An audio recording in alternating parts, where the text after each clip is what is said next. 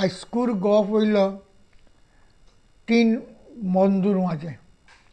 পয়লা বন্ধুয়ে কইল, আমরা তো আমেরিকার থাকি, আমরার দেশের মানুষ পয়লা মহাকাশ গেছে।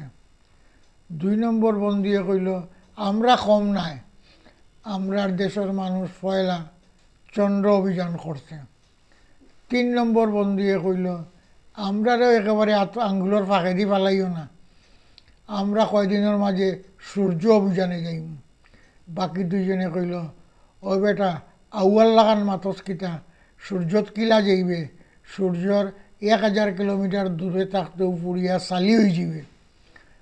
হে কইল, আমারে অত আউয়া ভাবিস না, আমি কিতা দিনের বেলা সূর্যত যাইমুনি, আমি যাইমু রাইতে, রাইতর বেলা সূর্যত যাইমু, তখন আর আমারে সূর্য চালি বানাইতে পারতো না।